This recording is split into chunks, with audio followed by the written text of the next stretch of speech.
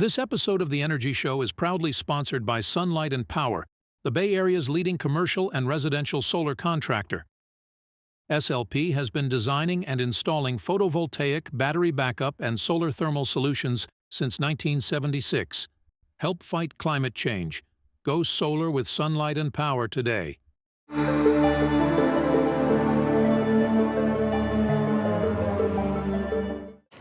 Welcome to this week's Energy Show, and happy 2024.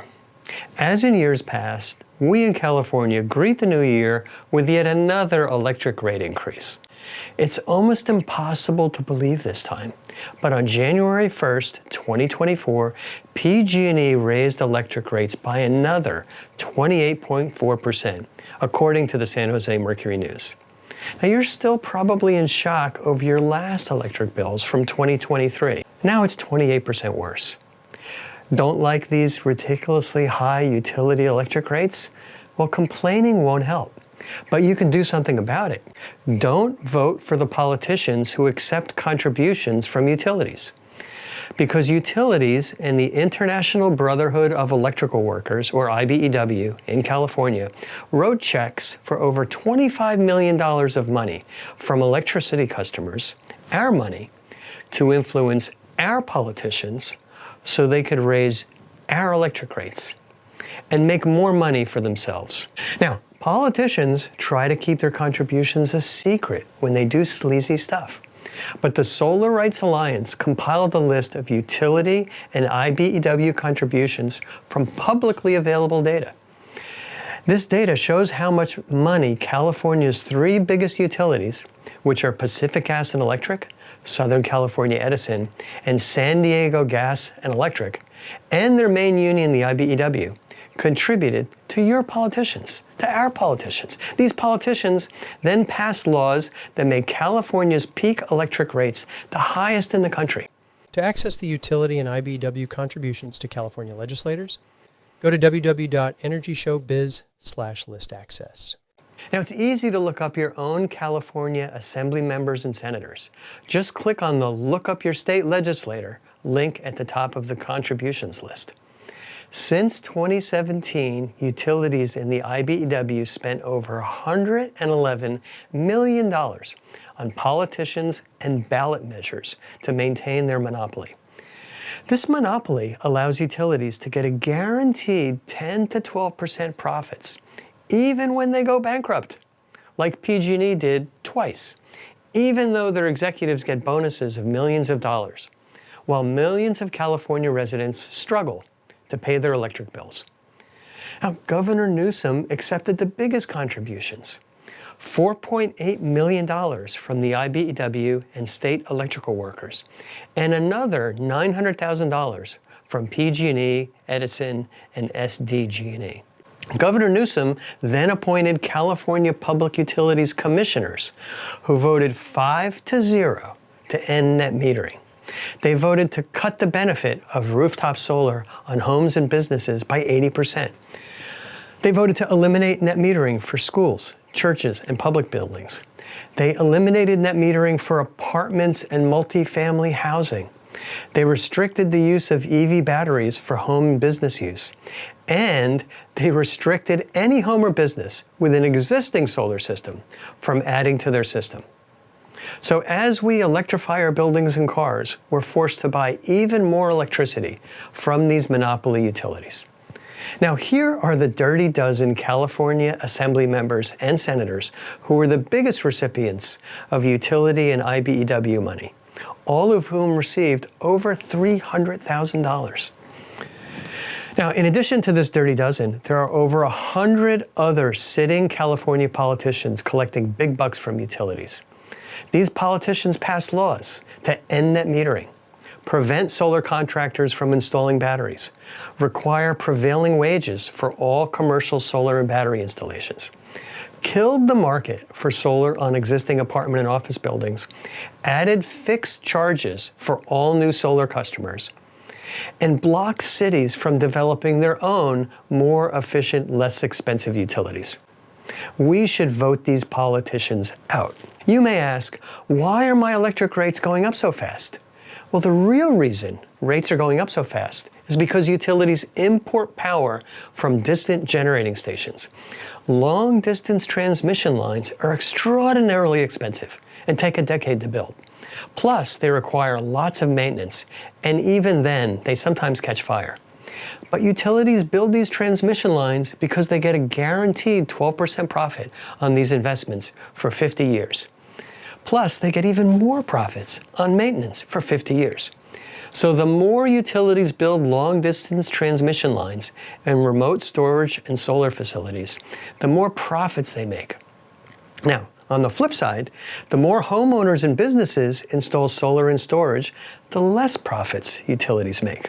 So utilities lobbied our politicians to the tune of $25 million to kill competition from rooftop solar and storage. It's that simple. The reality is, it's much cheaper to install solar and storage on every building with a sunny roof and use that local power instead of power from hundreds or thousands of miles away. But local power, as we pointed out, means utilities lose profits. You should ignore the deceptive argument that power is cheaper from large utility-scale solar farms. That argument is BS. Yes, it's cheaper to generate power at humongous distant solar farms. Generation alone is about 2 cents a kilowatt hour, compared to 10 cents per kilowatt hour when you generate power with your own rooftop solar. But by the time that distant utility scale solar gets to your house, it costs you about 40 cents a kilowatt hour. See for yourself. Just look at your electric bill. Extra costs are utility overhead, profits, and transmission costs. So utilities wrote over $25 million in checks to politicians to kill competition from rooftop solar. And as a result, new solar installations plummeted in 2023 once the utilities' new solar restrictions were passed. It's no surprise at all. That's what the utilities wanted. And solar installations in 2024 will decline by over 50% compared to 2023. Over 17,000 jobs were lost in 2023 among solar workers. This solar crash does not just affect the solar industry, but all California taxpayers. Here's a rough breakdown of extra costs to California's budget due to killing net metering in California. Because 17,000 solar workers lost their jobs in California, over 800,000 kilowatts of solar will not be installed in California in 2024. That's hundreds of thousands of new solar systems that won't be installed. There will be $335 million in lost sales tax, payroll tax, and income tax, plus another $204 million of additional unemployment costs from fired solar workers. Together, that means a $539 million larger budget deficit for California in 2024. On the flip side, utilities are going to generate $504 million more in extra revenue from these lost rooftop solar installations, resulting in $500 million more extra electricity costs to ratepayers like you and me. We ought to be ashamed of ourselves. I'm including me because until I looked at political contribution data, I didn't know how aggressive the lobbying efforts were by California utilities and their labor union, the IBEW. Candidly, I'm tired of hearing specious arguments that rooftop solar is bad for people with low incomes. As a percentage of income, their rates have gone up the fastest. Low and middle income people used to be able to afford solar, but now that a battery is needed, the costs for the solar system are often double. That prices them out of the market for solar. Moreover, politicians ended net metering for apartments and multifamily housing, hurting low and middle income people even more. Plus, the best option for apartment dwellers is community solar. But community solar is effectively prevented by utilities in California because they refuse interconnection of these systems without huge extra costs.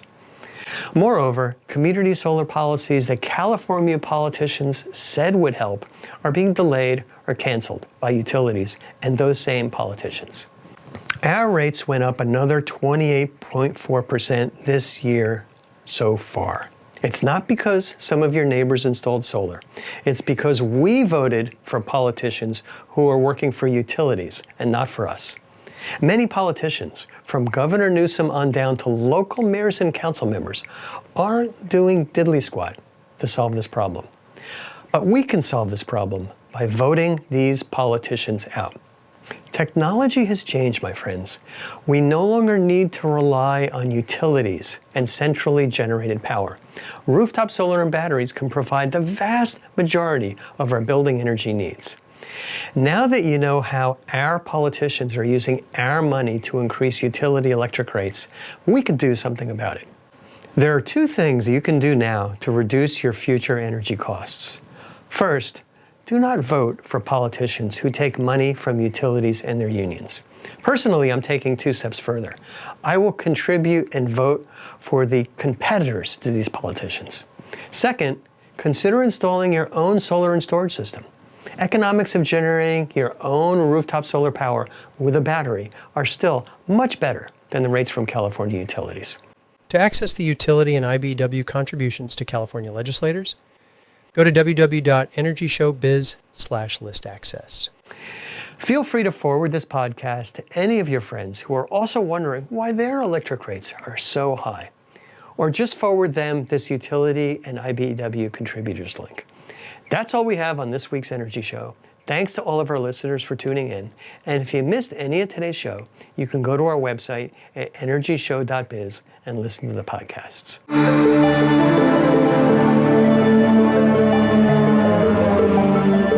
This episode of The Energy Show was proudly sponsored by Sunlight and Power, the Bay Area's leading commercial and residential solar contractor.